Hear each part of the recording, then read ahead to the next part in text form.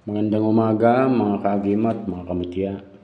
Ito na naman po ulit ako, si Pepeng Agimat TV para magbahagi sa inyo ng kaunting kaalaman tungkol dito sa medalyong pampaswerte na medalyong San Jose o un piso sagrado verdadero.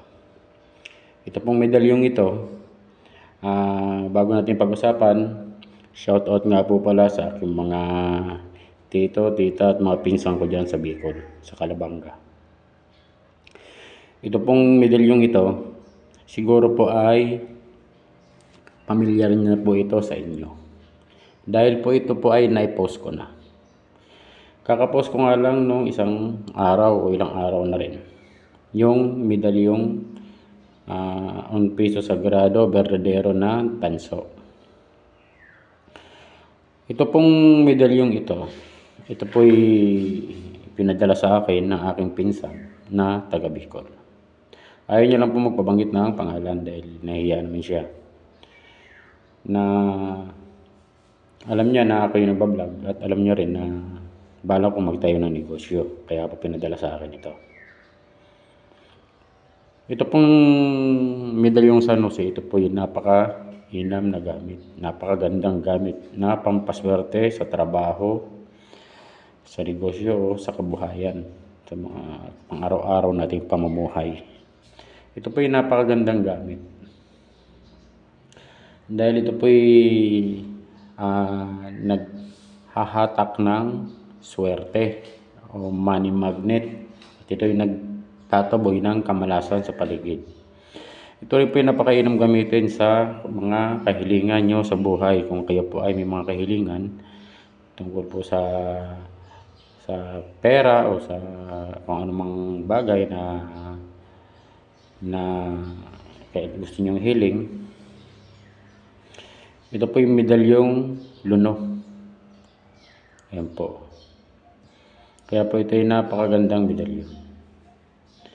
Ito po matagal nang nakatago sa aking pinsan, pero dahil napakiusapan ko na baka pwede kong mahingi, yun ay siya naman po pinadala. At ito po nakabalot ng plastic, yung nakapaligid na ganun, pero tinanggal ko lamang para po ito ay may pakita ko sa inyo. Itong medalyong luno na ito po yung napakagandang gamit. Bibihira lang po ito. Bibihira lang ang nagtatangan ng mga ganitong medalyon. Ito po yung pwedeng ilagay lagi lamang sa wallet para kung halimbawa may mga transaksyon ka tungkol sa mga negosyo o sa trabaho,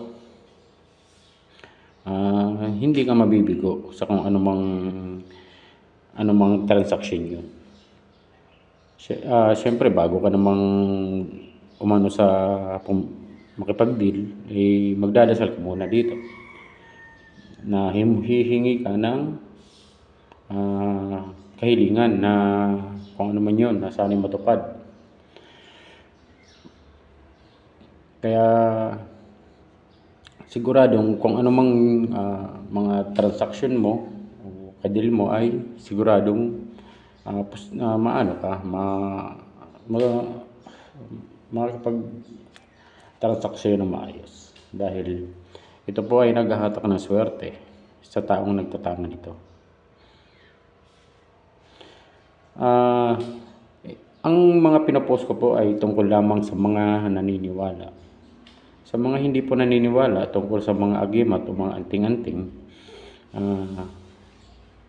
pwede po kayo manood sa iba o kaya manood kayo, pero wag na po kayo magsalita ng kung ano-anong mga hindi magaganda, kasi ang sa akin naman pong isinishare ay hindi lamang po para sa inyo na walang paniniwala o pananalig sa mga usaping spiritual.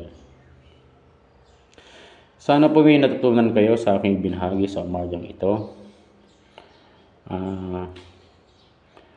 Salamat po sa mga lagi nanonood ng mga videos ko, sa aking mga bagong subscribers, sa mga dati ko na subscribers na walang sawa na sumusuporta sa akin, sa mga nagla-like and share at mga nag-comment. Salamat po.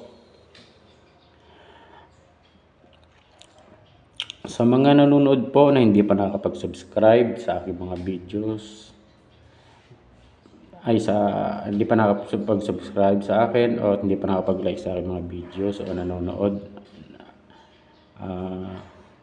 paka-subscribe naman po. Maraming salamat po ulit sa inyong lahat at magandang umaga.